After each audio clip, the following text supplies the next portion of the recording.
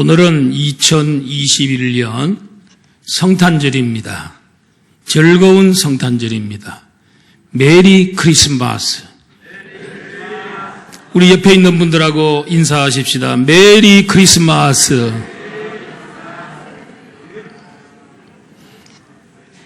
아까 부른 찬송 가운데 기쁘다 구주 오셨네. 만백성 맞아라.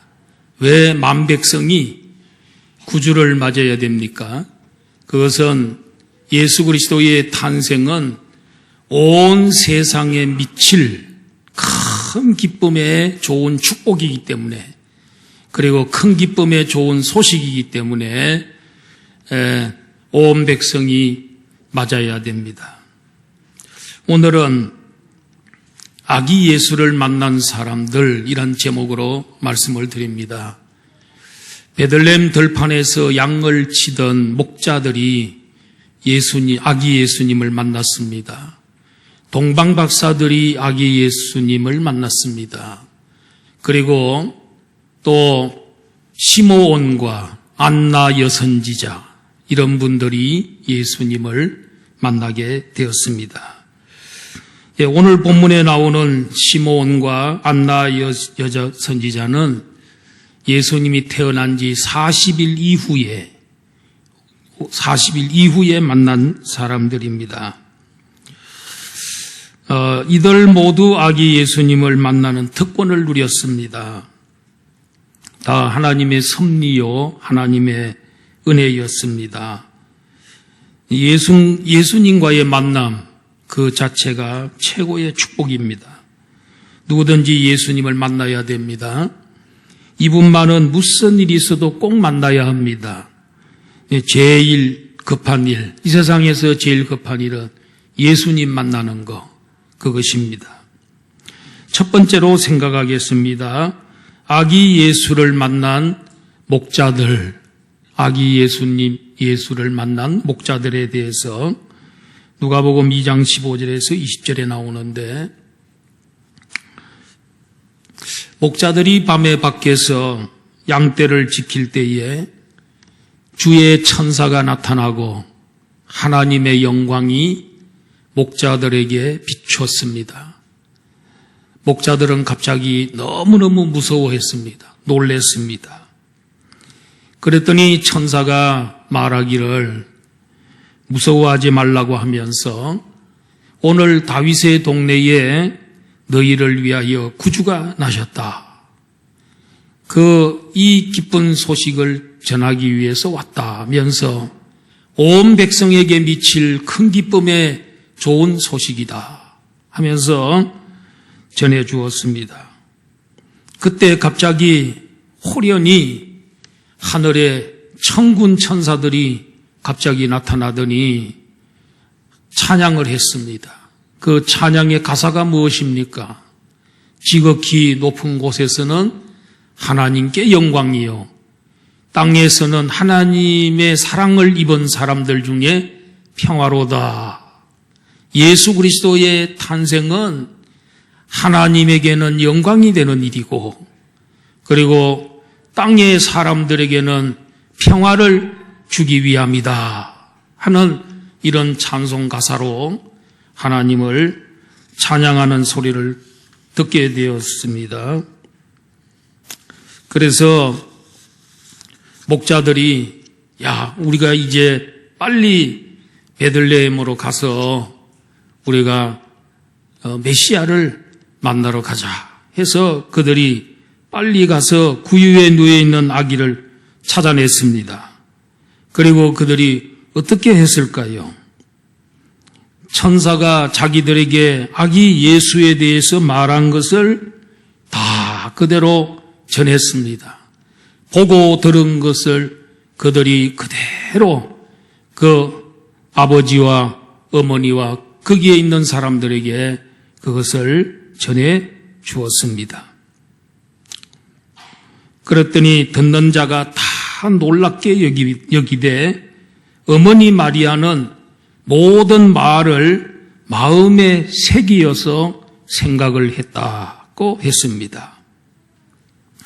왜 예수님께서 목자들에게 제일 먼저 이 성탄의 기쁜 소식을 전해 주었을까? 그것은 예수님이 그들과 똑같은 목자였기 때문에 그렇습니다. 그들은 양을 치던 목자이고 예수님은 이스라엘 백성들을 치는 목자입니다. 목자는 똑같은 목자입니다.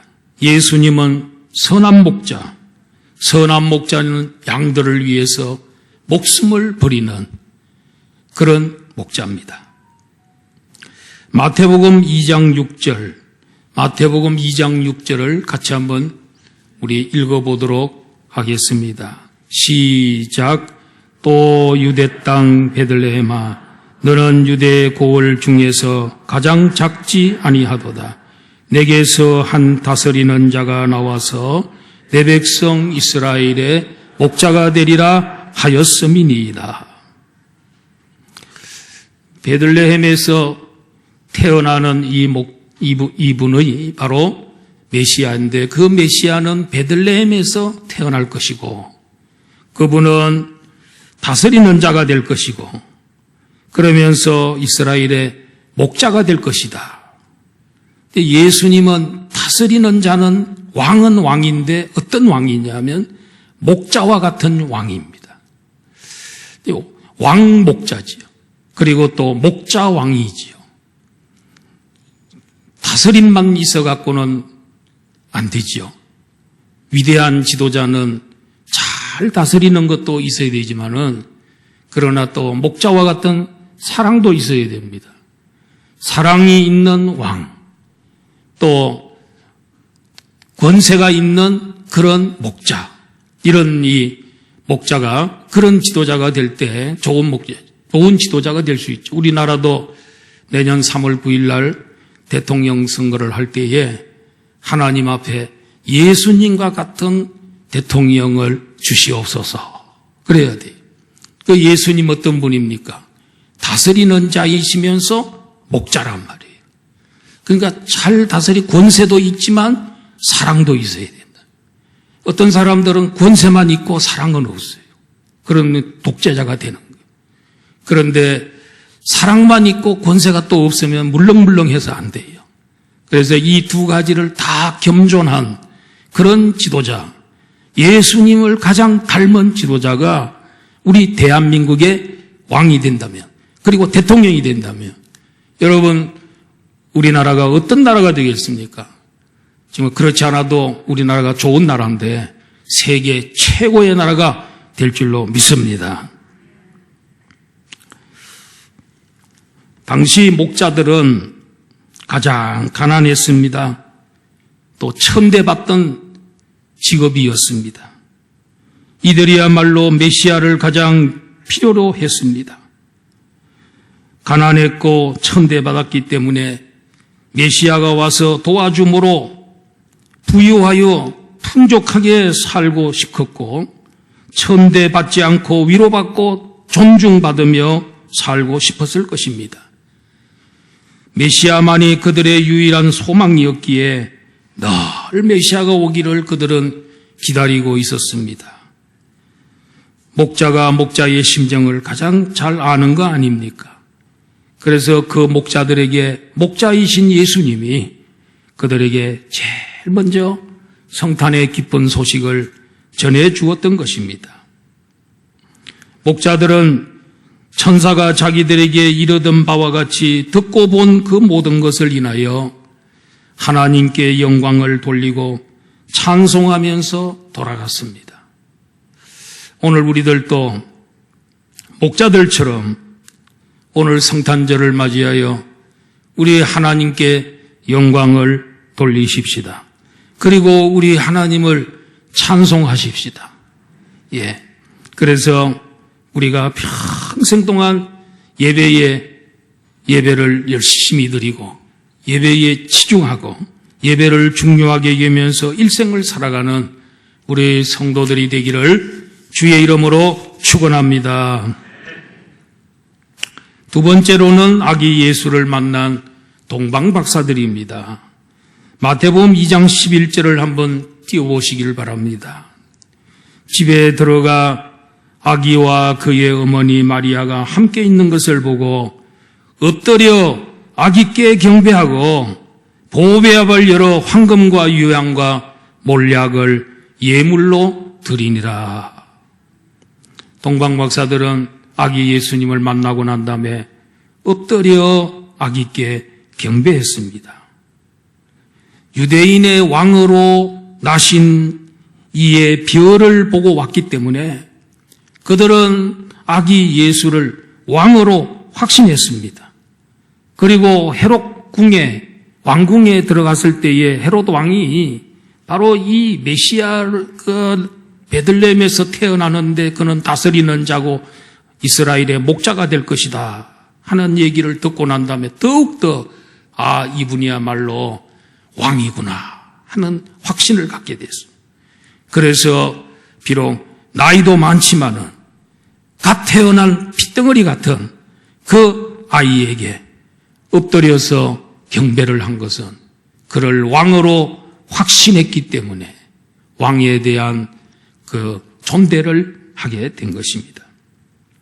그리고 동방박사들은 명망 있고 부유했기에 황금과 유향과 몰약을 예물로 아기 예수님께 드릴 영역이 되었던 것입니다. 오늘 우리도 예수 그리스도를 섬길 때에 내가 가지고 있는 것으로 섬기되 최고의 정성을 다하여 섬겨야 됩니다. 베드로는 성전에 기도하러 올라가다가 나면서부터 걷지 못하는 사람을 만났습니다. 그에게 뭐라 그랬습니까? 내게 은과 금은 없다. 은과 금은 내게 없지만 내게 있는 것으로 내게 주노니 나사렛 예수 그리스도의 이름으로 일어나 걸어라. 베드로에게는 은과 금은 없기 때문에 그에게 줄 수 없었지만은 내게 있는 것 있는데 나사렛 예수 그리스도. 나는 예수 그리스도로 충만하다. 나는 예수 그리스도로 부유한 사람이다. 나사렛 예수 그리스도의 이름을 나는 또 갖고 있다. 그분의 권세를 내가 갖고 있다. 나사렛 예수의 이름으로 일어나 걸어라 하면서 손을 잡아 일으키니 그 사람이 일어났습니다. 걸었습니다. 뛰었습니다.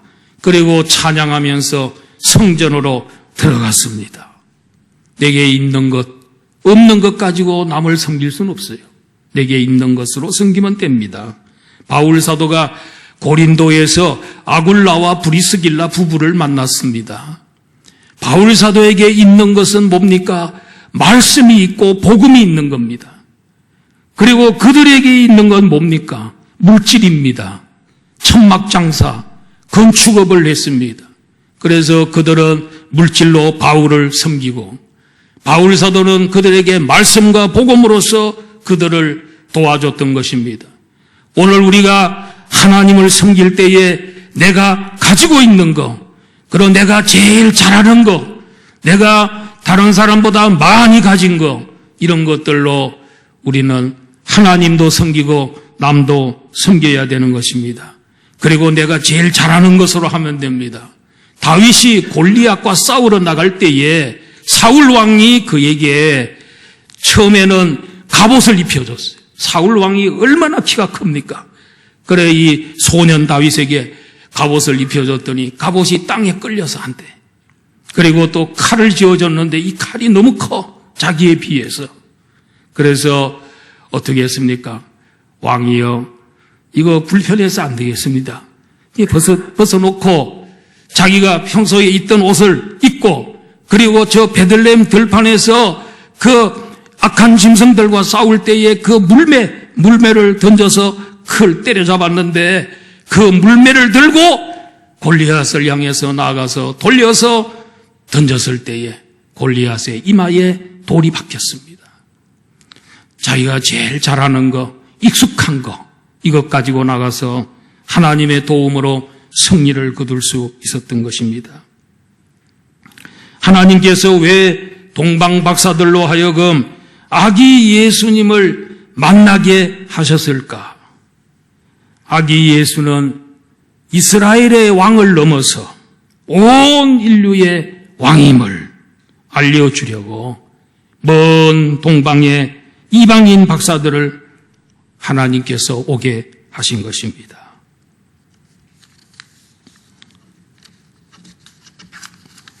세 번째로 아기 예수를 만난 시므온 할아버지. 이 누가복음 2장 25절에서 35절에 있습니다. 자, 이 시므온 이 할아버지는 예루살렘에 살고 있었습니다. 근데 이 사람은 굉장히 어렵고 경건하여 이스라엘의 위로를 기다리는 자였습니다. 그리고 그 위에 성령이 위에 있었습니다. 근데 아기 예수님이 왜 예루살렘으로 성전에 왜 왔을까요? 그 아기를 낳게 되면 이스라엘 나라에서 남자 아기를 낳으면은 40일이 지난 다음에 그 아기를 낳을 때 피도 흘리고 이렇게 했지 않습니까? 그 여자들 정결 예식을 해야 됩니다. 여자아이를 낳으면 80일 만에 와서 정결 예식을 하게 되어 있습니다. 예수님은 남자아이이기 때문에 40일이 지난 후에 어머니 마리아가 정결 예식을 행하려고 예루살렘 성전에 올라오게 되었습니다.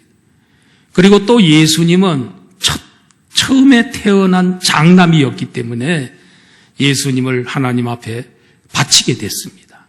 그때 비둘기를 제물로 드리면서 식을 행하게 되었는데 바로 이 일을 위해서 예수님이 성전에 와 있었는데 이 시므온에게 하나님께서 성령을 보내서 마음에 감동을 줬어요. 너 빨리 예루살렘 성전으로 빨리 올라가 봐라 하는 그 마음에 아주 강한 감동을 받게 됐어요. 그래서 모든 일을 제쳐놓고 예루살렘 성전으로 올라가게 됐습니다. 여기에서 아주 극적인 일이 벌어졌습니다. 바로 그 아기 예수님과 바로 이 시므온 할아버지가 예루살렘 성전에서 만나게 된 것입니다. 누가 주선했습니까? 성령님이 주선했습니다. 왜 주선했습니까? 이 시므온 할아버지는 그 나이가 그렇게 많았는데 어느 날 성령님께서 너가 죽기 전에는 메시아를 만나기 전에는 너가 죽지 않는다. 네가 그리스도를 만나기 전에는 죽지 않는다 하는 성령의 지시를 받은 적이 있어요.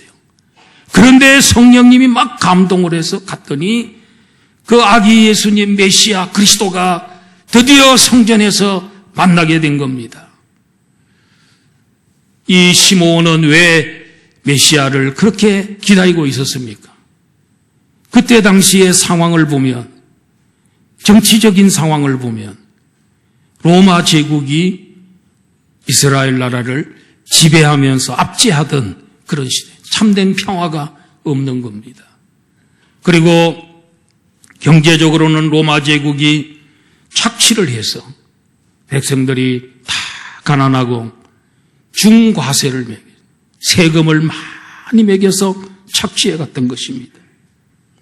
종교적으로는 유대 지도자들의 신앙이 형식적이고 외식적인 신앙으로 인해서 침체되어 있었습니다. 형식만 있을 뿐입니다. 생명은 그 속에 없었습니다. 이런 상황 속에서 이 시므온은 메시아가 빨리 와야만이 이 모든 문제가 다 해결되고 참된 평화와 자유와 기쁨이 있겠구나 하고 간절히 기다리고 있었는데 그와 늘 함께하던 성령님이 너는 성전으로 들어가 보라는 그런 감동을 받고 들어가서 드디어 아기 예수님을 극적으로 만나게 된 것입니다. 우리는 어떻습니까, 여러분? 우리가 예수님을 처음 믿는 날 성령을 받았습니다. 우리를 거듭나게 하시고 중생시켜 줬습니다. 그 성령님은 우리를 영원히 떠나지 아니하고 한 번 오신 성령님은 우리를 세세토록 지켜줍니다. 옆에서 도와줍니다. 보혜사가 되셔서 곁에서 돕는 자로서 우리를 도와주고 있습니다. 그리고 이 성령님이 우리들에게 많은 감동을 줍니다. 또 어떻게 지시할 때가 많습니다. 만약에 그 감동을 주실 때 시므온처럼 순종한다면 놀라운 일들이 너무너무 자주 있을 것입니다. 그러나 그 감동을 무시하고 불순종하면 복을 놓치고 살게 될 것입니다. 시므온은 아기를 안고 하나님께 찬송을 불렀습니다. 뭐라고 찬송했습니까? 29절에 보니까 주제여 이제는 말씀하신 대로 종을 평안히 놓아주시는도다. 내가 이제 이 아기를 메시아를 봤으니까 이제는 내가 죽어도 되겠네요. 나를 하나님 이제 빨리 데려가 주세요.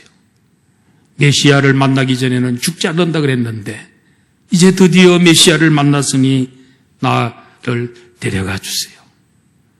정말 하나님 나라에 가고 싶었습니다.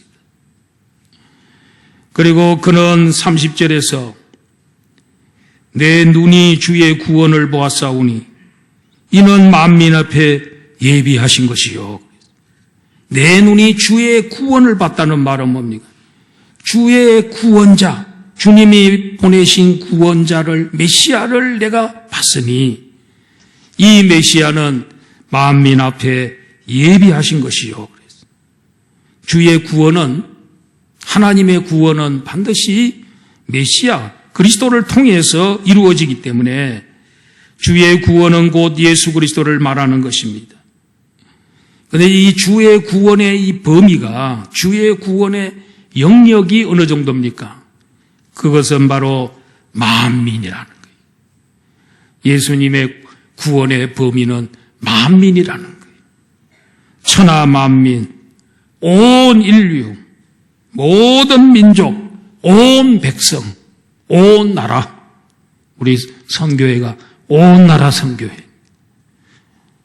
예수 그리스도의 구원은 어느 한 지역에 국한된 게 아니고 구약시대처럼 이스라엘이라고 하는 그 민족에게 국한된 게 아니고 예수 그리스도의 구원의 범위는 온 우주, 나아가서는 하늘과 땅까지 온 우주를 구원시키는 구원의 그 광대함을 보여주고 있습니다. 32절에 있는 대로 이방을 비추는 빛이요 주의 백성 이스라엘의 영광이니이다. 예수 그리스도는 주의 백성 이스라엘의 영광이고 이방을 비추는 빛이었습니다. 예수님이 세상에 오시기 전에 우리나라도 예수님이 우리나라에 전파되기 전에 복음이 전파되기 전에는요 우리나라가 흑암이었습니다. 태양빛이 없다는 게 아닙니다.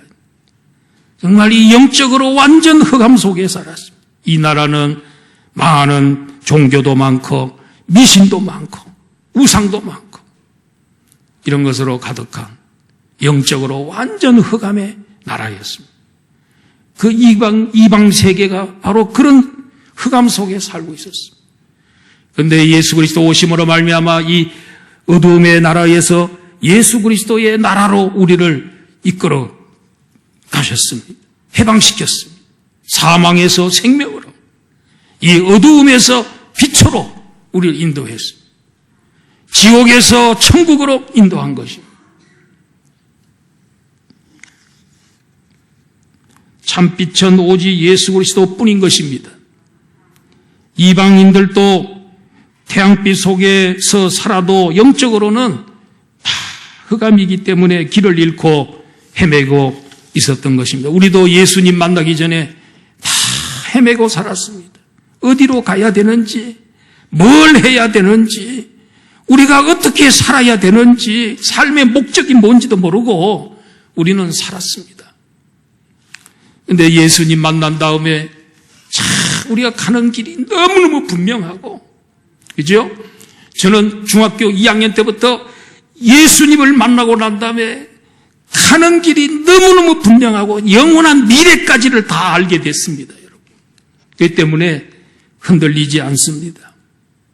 세상이 요란하고 세상이 흔들리고 이래도 이 신앙은 흔들리지 않고, 이 진리는 흔들리지 않아요. 역사는 하나님 말씀 따라 흘러가는 줄로 믿습니다. 이 세상의 역사는 하나님의 섭리에 따라 흘러가는 거예요. 그 섭리가 성경 속에 다 들어있어요. 그렇죠. 기독교인들은 흔들리지 않아요. 기독교인들은 방황하지 않아요. 기독교인들은 정말 삶이 흔들리거나 약해지지 않아요. 시므온이 34절에 보니까 마리아에게 이 아기에 대해서 이야기해 줍니다. 이스라엘 중 많은 사람을 패하거나 흥하게 할 아이이다. 이 아이가 사람들을 흥하게도 하고 패하게도 하는 아이가 이 아이다. 그렇습니다, 여러분. 예수님은 베드로전서 2장에 보니까 돌과 같아 그랬어요. 예수님은 큰 바위와 같다는 거예요. 그래서 어떤 사람들은 지나가다가 이 바위에 걸려서 넘어지는 사람이 있고, 넘어져서 아주 큰 피해를 입는 사람이 있고, 어떤 사람은 이 돌을 잘 이용을 해서 돌 때문에 복을 받는 사람이 있다는 거예요. 예수님이라는 이 돌이, 예수님이라는 돌이 있는데, 이 돌 지나가는 사람이 이 돌에 걸려서 넘어지는 사람이 있어요. 이런 사람 어떤 사람입니까? 교회 예수님을 미워하는 사람들. 그 예수님에 대해서 굉장히 또 예수님에 대해서 다투고, 예수님에게 대항하고, 예수님에게 대해서 싸움을 걸고, 이런 사람들은 그 돌 때문에 걸려 넘어지는, 망하는 사람들이.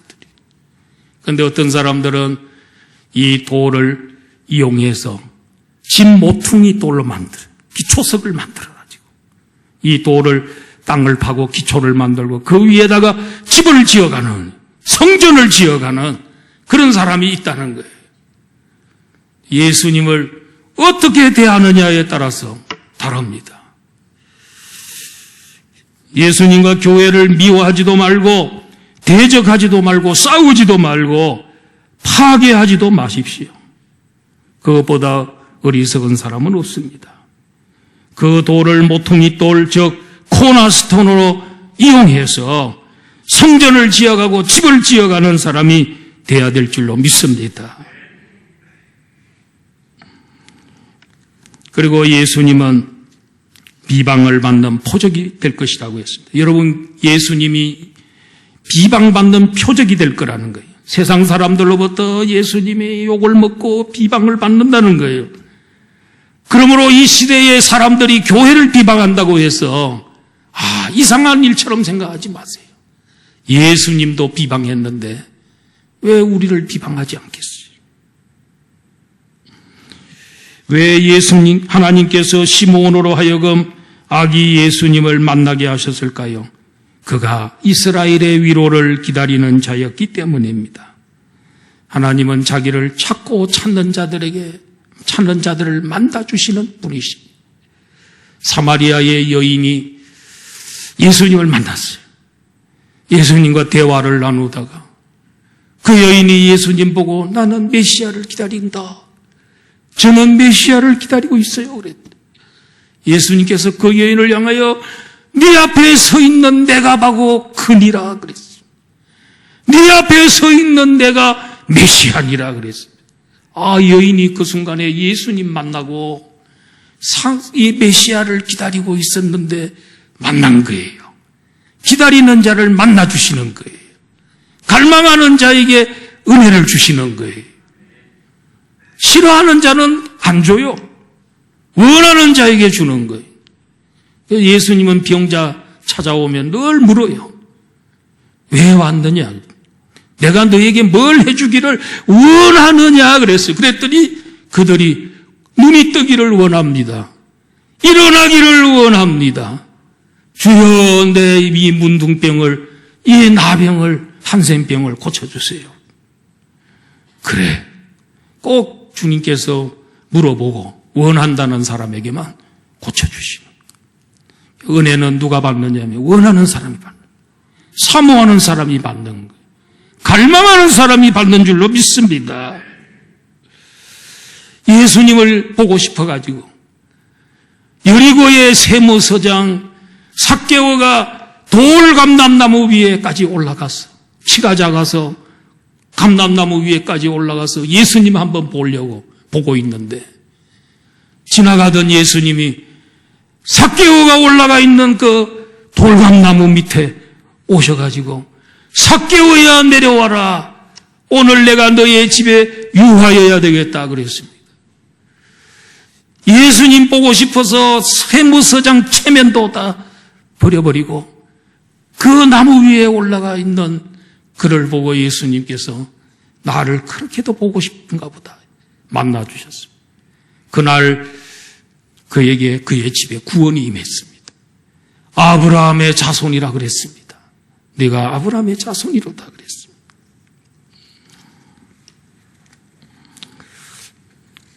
보고 싶어하는 사람, 이스라엘의 위로를 기다리는 사람, 이 사람을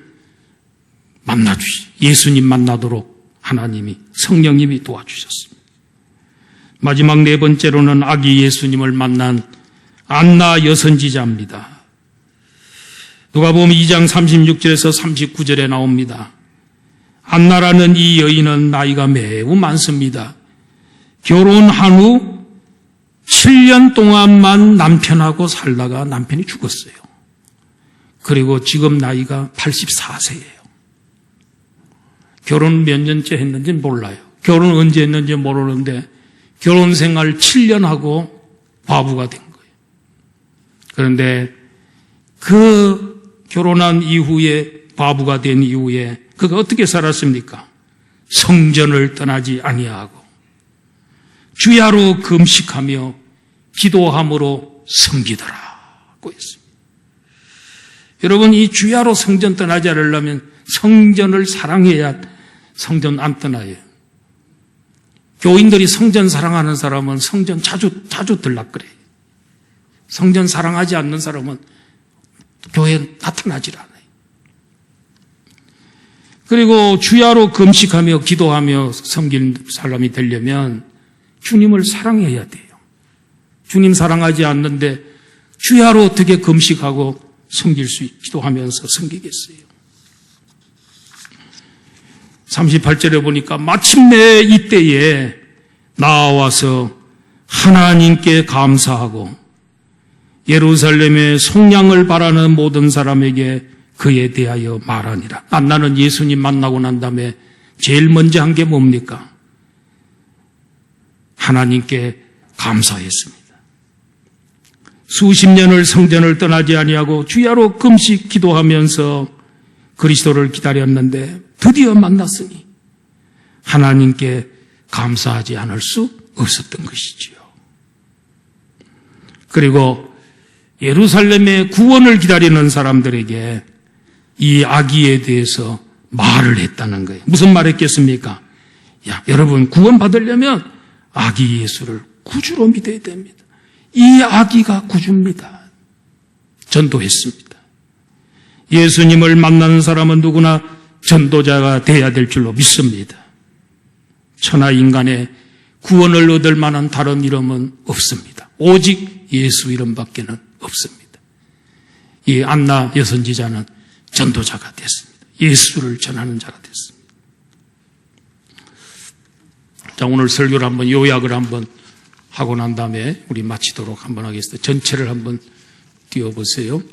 예, 아기 예수를 만난 사람들. 첫째로는 아기 예수를 만난 목자들이, 그리고 아기 예수를 만난 동방박사들, 아기 예수님을 만난 시몬 할아버지, 아기 예수님을 만난 안나 여선지자, 이런 분들이 예수님 만났습니다. 우리도 이들처럼